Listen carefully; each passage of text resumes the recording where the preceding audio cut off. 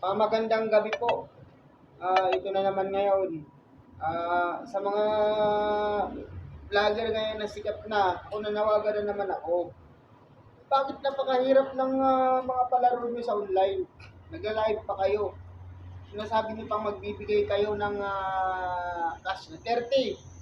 Ma'am Rosmar, kung totoo man na namigay ka, bakit hindi mo ako binigyan?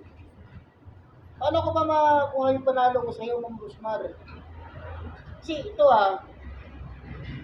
kung talagang mamimigay kayo, huwag nyo nang pahirapan yung tao. Agaya sa akin, Ma'am Rosmar, nasana yung 30,000 ko. Ano ba yun? Tutuhanan o ano lang, yung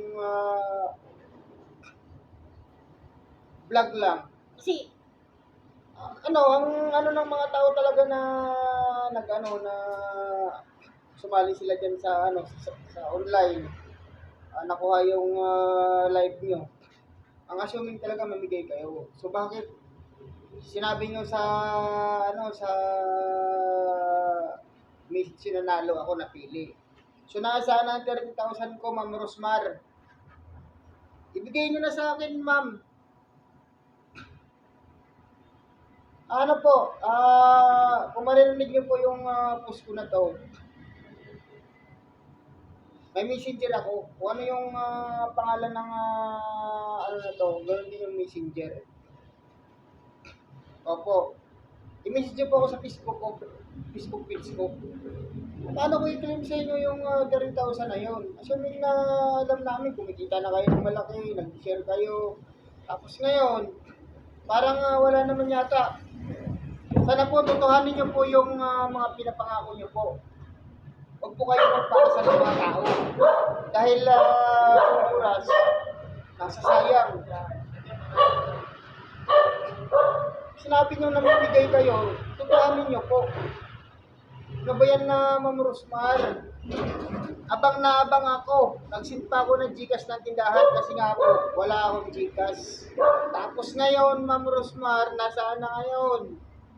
Sana po, sabi nyo, napili akong nanalo doon.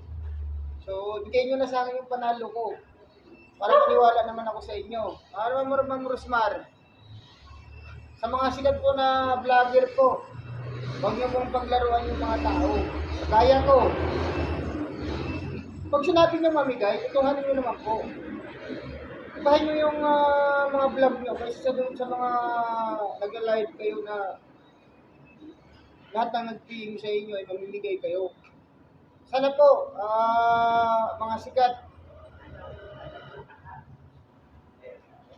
Rosmar, abang ako ng abang, umaga pa. Hindi mo naman na, yung 30,000 aasahan ko yun. Tawagan mo ako sa messenger ko o sa i-message mo ako sa Facebook. Abangan ko yung 30,000 na yun Rosmar talaga